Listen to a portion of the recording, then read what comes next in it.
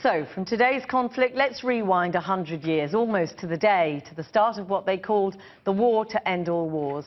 Those involved in those hostilities have united in an initiative to digitise and pool more than 700 hours of film for a new online archive. The rare footage provides an insight into lives and societies changed forever. Cordelia Lynch has been seeking out their stories. Life in the trenches was for many an insurmountable burden to carry. Mortars and the mortality of men, the most familiar visual legacies of the Great War. But this footage, rarely seen before, captures the women at work alongside them, the responsibilities they carried, and the men who relied on them. 700 hours of material has been digitised in a European project, the Imperial War Museum contributing more than a quarter of the films.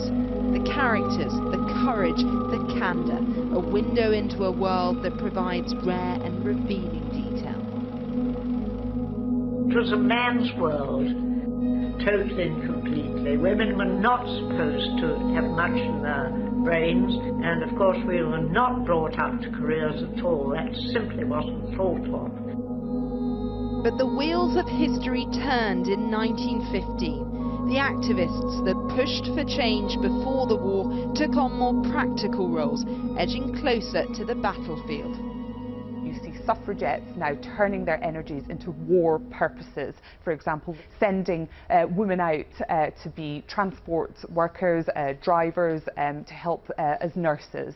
Some women head out to the fighting fronts in determination to do their bit. There at the start were two driven by duty, who had become known as the Madonnas of Pervyse, Scottish-born Mari Chisholm and her older English sidecar companion Elsie Knocker. After Mari impressed making hairpin corners as a dispatch rider in London, she and her friend were soon in Belgium, recruited to pick up wounded soldiers.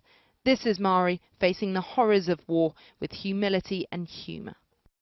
I became a complete boil expert, and I was always looking behind the sides of these poor fellows, sort of trying to get these awful roots out. And of course, you see, today you treat boils quite differently to what we treated them. One must have caused them a great deal of pain trying to get this thing out. You had to ferment it and ferment it and ferment. Well, of course, they had to go back to the trenches. Her great-niece is extremely proud of what she achieved, but this is the first time she's seen moving images of her at work.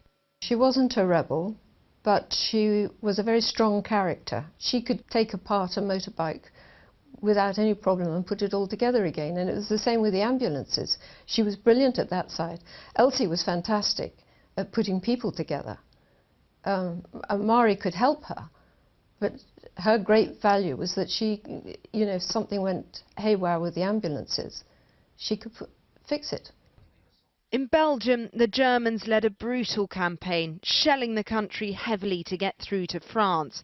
Mari and Elsie self-financed a nursing station in a battered house on the front line. Mari rarely spoke of the dark moments, but her great-niece remembers one morning asking for eggs and bacon for breakfast, a seemingly anodyne moment that revealed the memories that lingered. You could feel a frisson through the dining room. I said, well, what have I said wrong? Bacon. There is no pork ever served in this house. Why? Because of what I saw during the First World War. Basically, the civilians left. They were mostly farmers. They left most of their livestock behind, particularly the pigs. And the pigs cleaned up the battlefields. And that's why. No pork. The humanitarian mission of these friends was sparked by a letter from Elsie saying there was work to be done. She was older, a divorcee, a single mother. By the end of the war, both won 17 medals each for their bravery. Elsie Knocker was the most brilliant nurse.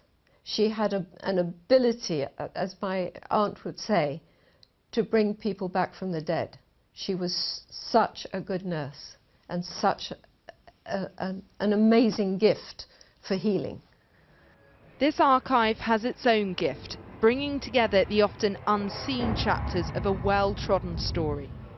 From the victims of shell shock to Indian troops from the Empire training, digging, even dancing. Some women in the factories and fields were driven by politics. For Mari and Elsie, it was mainly patriotism. They eventually had to leave their hospital after they were gassed, but this was a conflict that, for a time, changed the mechanics of society. Women are not equal to men, but we were pioneers. Yes, we were pioneers. These are the memories of pioneers that are now available to watch online. The same countries that fought each other have pooled their efforts to ensure the people are never forgotten.